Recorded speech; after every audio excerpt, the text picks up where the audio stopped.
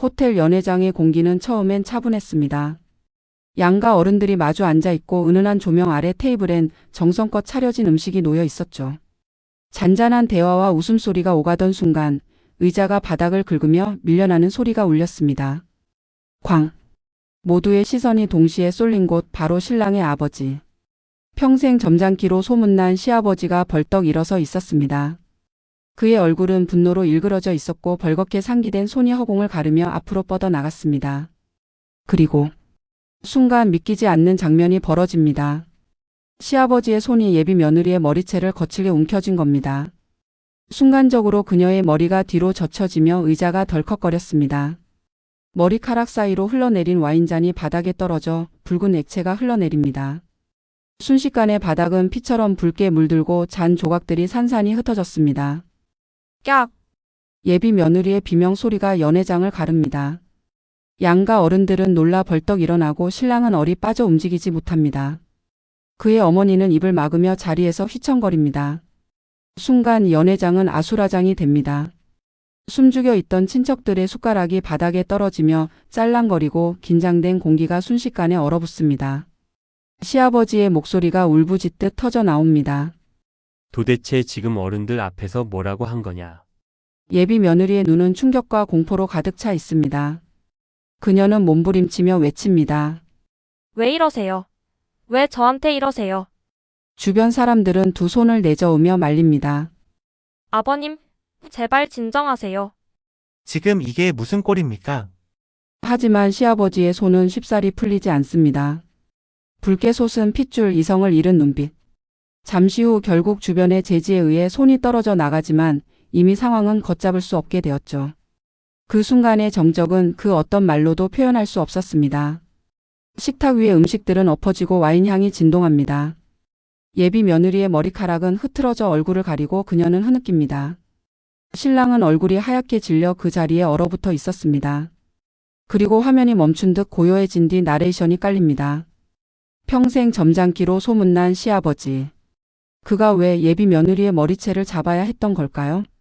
사람들은 지금도 묻습니다. 도대체 무슨 일이 있었던 거냐? 하고 말이죠. 이야기는 바로 그날로부터 몇 달 전으로 거슬러 올라갑니다. 이야기는 그날 상견례가 벌어지기 며칠 전으로 거슬러 올라갑니다. 시아버지는 동네에서 누구보다 점잖은 사람으로 알려져 있었습니다. 마을회관 앞을 지나던 주민들은 하나같이 고개를 숙이며 인사했습니다. 아이고 회장님. 안녕하십니까? 예. 날씨가 좀 쌀쌀하네요. 건강 조심하세요. 그는 누구보다 겸손했고 누군가가 도움을 요청하면 먼저 손을 내미는 사람이었습니다. 장날이면 직접 장터에 나가 무거운 짐을 들어주고 경로당에선 연세 많은 어르신들께 자리를 양보했습니다. 동네 아이들이 장난치며 뛰어다니다 넘어져 울면 제일 먼저 달려와 무릎을 닦아주던 사람이 바로 그였습니다. 주변 사람들은 입을 모아 말하곤 했습니다. 아이고 저분은 성품이 원체 곱지. 남 험담하는 걸 단 한 번도 못 들어봤어. 자식 농사도 잘 지으셨다더라. 아들이 참 곱고 성실하대. 장면 전환집 안 응접실. 시아버지는 차분히 차를 마시며 아들과 마주 앉아 있었습니다. 내가 이제 가정을 꾸린다니 아버진 그저 감사할 뿐이다. 아들은 고개를 숙이며 말했습니다. 아버지 사실 많이 떨립니다. 잘할 수 있을지 걱정돼요. 시아버지는 손을 내밀어 아들의 어깨를 토닥였습니다. 결혼은 둘만의 일이 아니다. 두 집안의 인연이 얽히는 큰일이지. 그렇다고 겁먹을 건 없다. 내가 선택한 여자라면 아버지는 믿는다.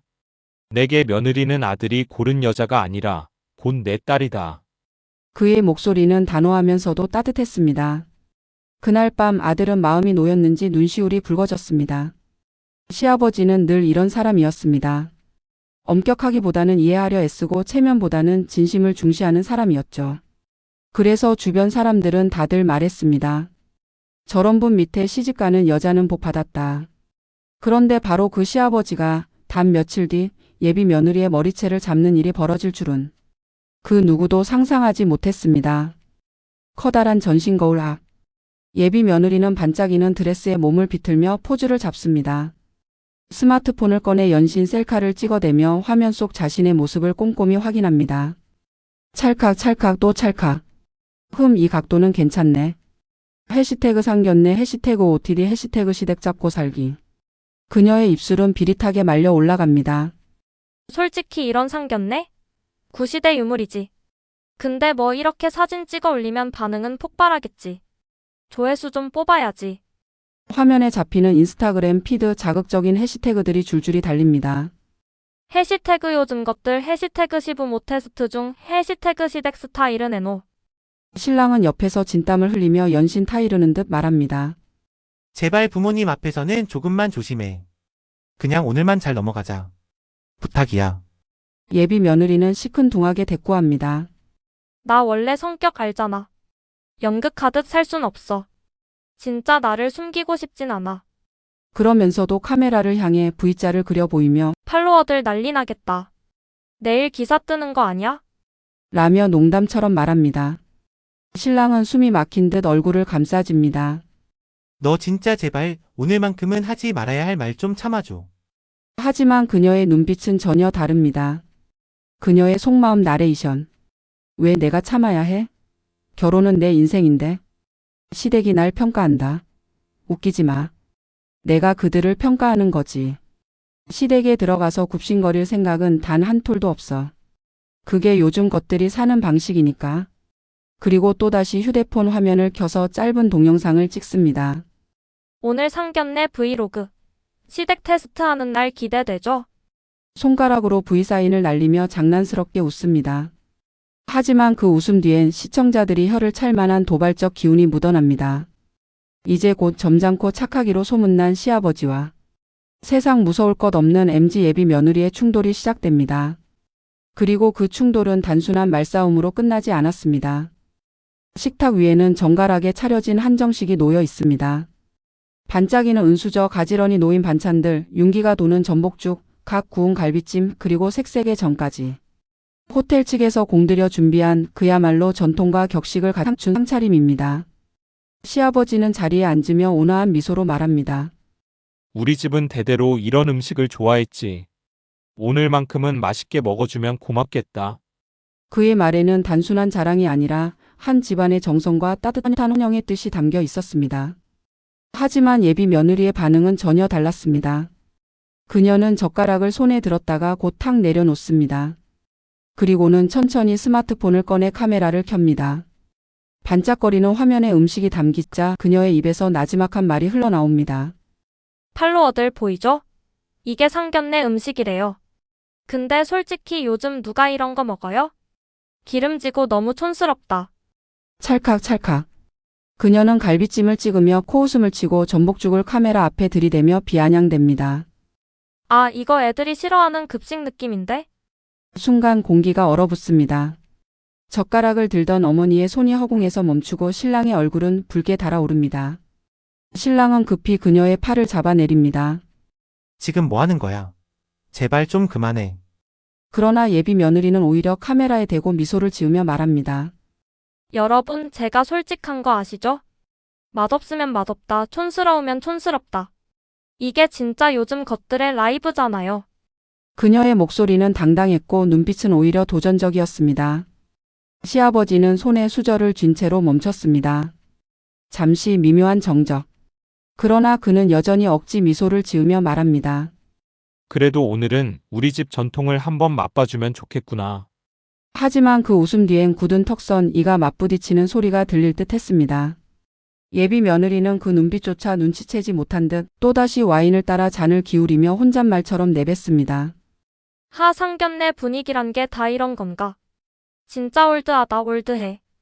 갈비찜 향이 은은하게 퍼지는 가운데 분위기를 수습하려는 듯 시아버지가 아들을 바라봅니다.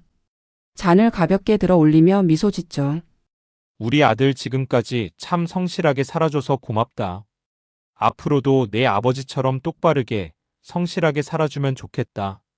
그 말은 아버지로서 아들을 자랑스러워하는 소박한 표현이었습니다. 그러나 그 순간 예비 며느리의 눈이 번쩍 빛나더니 피식 웃음이 흘러나옵니다. 그녀는 와인잔을 들어 한 모금 꿀꺽 삼킨 뒤 여유롭게 입을 열었습니다. 근데 저희 아빠는 그런 거 안 강요하세요. 순간 신랑의 얼굴이 굳어집니다. 지금 무슨 말이야? 하지만 그녀는 아랑곳하지 않고 이어갑니다. 저희 아빠는요, 엄마한테 절대 참으라 같은 소리 안 해요. 집안일도 다 같이 하고 엄마한테 존댓말 쓰고 항상 존중해주죠. 그런 모습 보면서 자랐기 때문에 저도 결혼하면 그런 가정을 만들고 싶거든요. 식탁 위 공기가 싸늘해집니다. 시아버지의 얼굴은 순간 굳어지지만 그는 애써 침묵을 지킵니다. 그러나 그의 손은 테이블 밑에서 미세하게 떨리고 있었습니다. 예비 며느리는 그 긴장조차 느끼지 못한 듯 와인을 또 한 모금 마시며 덧붙입니다. 사실 아까 아버님이 우리 집안이 좋아하는 음식이라고 말씀하셨잖아요. 저희 집은 그런 거 없어요. 집안이 그래왔다는 이유로 누군가를 구속하는 건 솔직히 좀 후지잖아요. 신랑은 얼굴이 하얗게 질리며 다급히 그녀를 만류합니다. 제발 그만해. 지금 무슨 소리를 하는 거야, 부모님 앞에서. 그러나 그녀는 오히려 당당하게 대꾸합니다. 내가 틀린 말했어? 우리 아빠 얘기했을 뿐인데 왜 그래? 시아버지의 눈빛은 흔들리며 점점 차가워집니다. 평생 자랑으로 여겼던 성실함과 집안이 단 몇 마디로 부정당한 순간이었기 때문입니다. 며느리에겐 단순한 솔직함이었을지도 모릅니다. 하지만 시아버지에겐 자신의 삶을 송두리째 부정하는 말로 들렸습니다. 성실함은 촌스럽다고, 전통은 후지다고. 그녀의 입에서 무심코 흘러나온 그 말들이 결국 불길에 기름을 부은 셈이었죠. 식탁 위 음식은 여전히 따뜻하게 김을 올리고 있었지만 그 자리에 앉은 사람들의 표정은 이제 얼음처럼 굳어 있었습니다. 이미 분위기는 어딘가 삐걱거리고 있었습니다. 하지만 누구도 감히 대놓고 뭐라 하진 못했죠.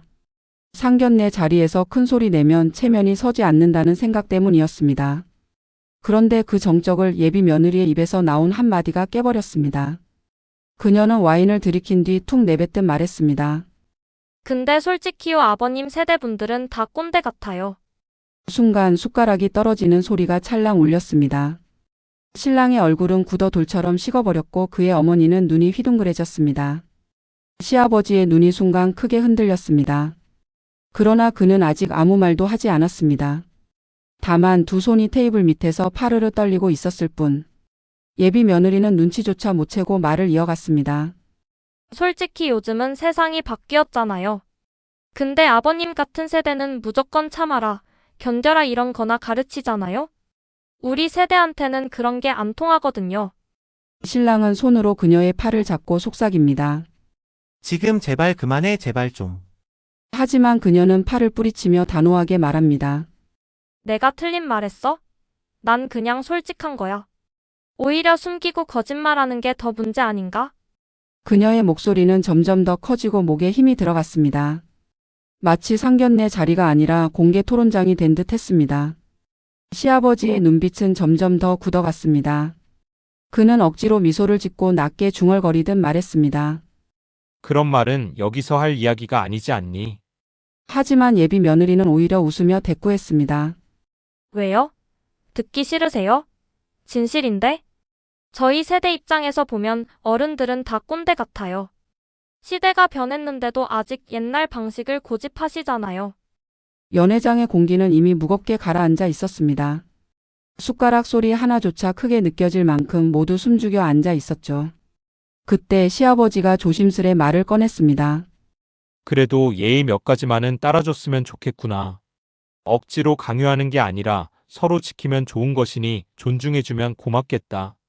그의 목소리는 마지막 남은 체면이자 부탁이었습니다. 그러나 예비 며느리의 반응은 싸늘했습니다. 그녀는 와인잔을 탁 내려놓으며 코웃음을 쳤습니다. 예의? 그게 왜 저한테 강요가 돼야 하죠? 저는 제 인생이 먼저예요. 남자 하나 믿고 시댁에 예의 지키며 살 생각 전혀 없어요. 탁 와인잔 속 붉은 액체가 튀어 테이블보에 번졌습니다. 순간 신랑의 어머니는 손수건을 움켜쥐며 얼굴을 돌렸습니다. 신랑은 식은땀을 흘리며 멍하니 고개를 숙였습니다. 그때 며느리의 아버지가 나지막하게 한마디 던졌습니다. 뭐 저희 집은 그런 거 따로 없으니까요.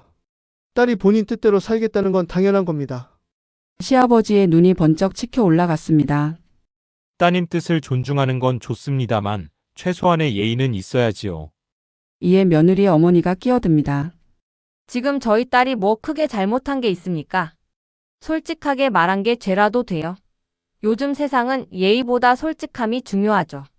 시아버지의 목소리가 조금 더 커졌습니다. 솔직함과 버르장머리는 다릅니다. 어른들 앞에서 함부로 말을 뱉는 게 과연 솔직함입니까? 순간 며느리의 아버지가 테이블 위에 손을 얹으며 맞받아쳤습니다. 저희 딸은 어릴 때부터 그렇게 키웠습니다. 참으면서 살지 말라고요.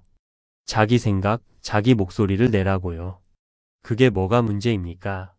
신랑은 두 손으로 머리를 감싸지며 중얼거렸습니다. 제발 그만 좀 하세요.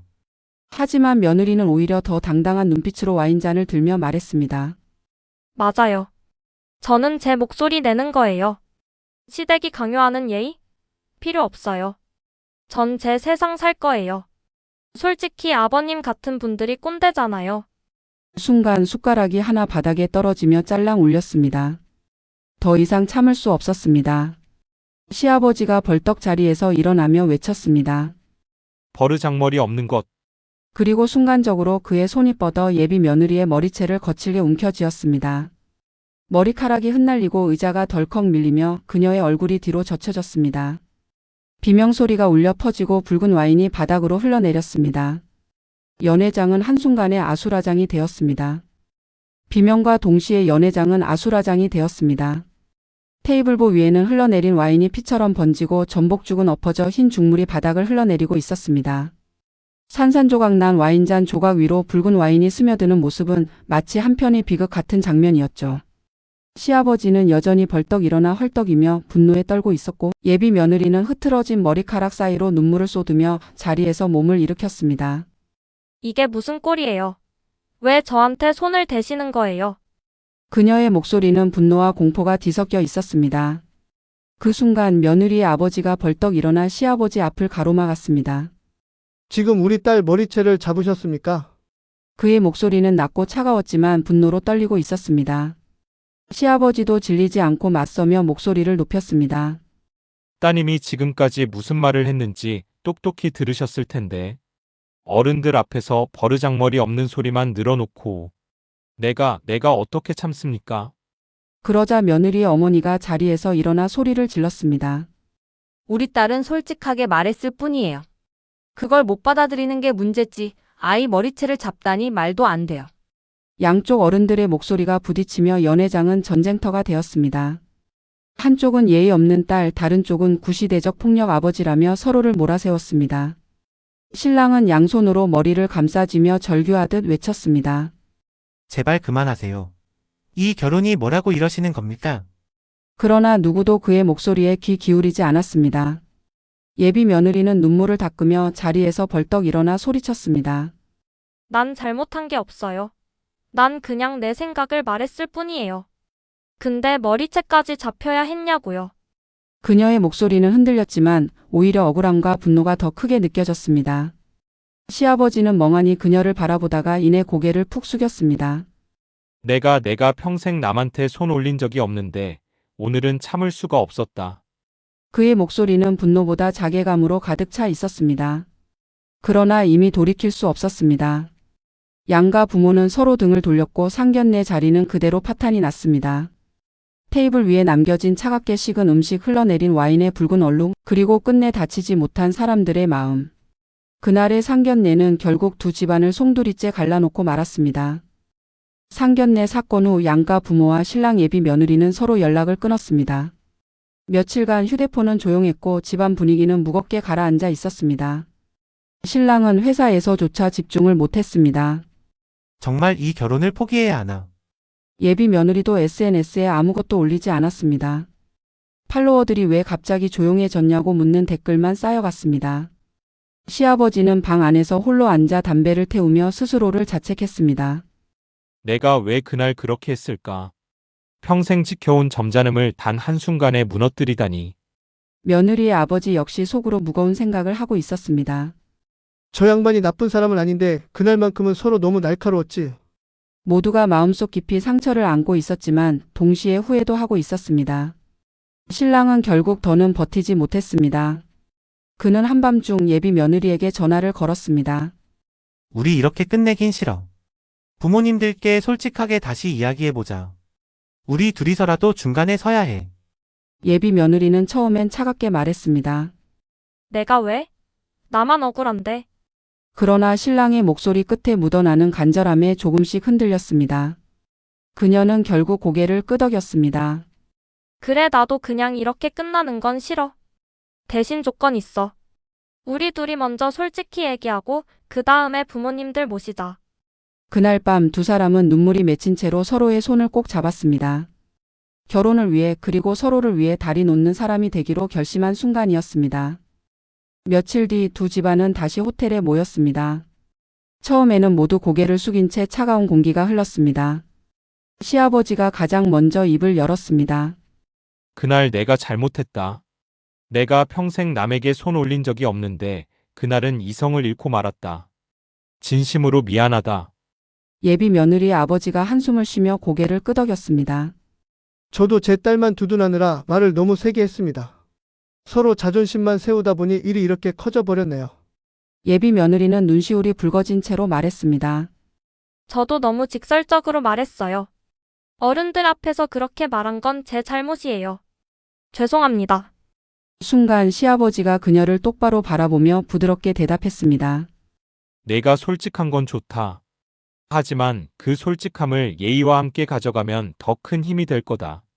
그 말에 며느리의 눈에서 눈물이 또르르 흘러내렸습니다. 양가 어머니들도 손수건으로 눈가를 훔쳤습니다. 시간이 흘러 결혼식 날. 하얀 드레스를 입은 며느리와 단정한 턱시도를 입은 신랑이 입장합니다. 하객들 사이에는 며느리 부모와 시아버지가 나란히 앉아 있었습니다.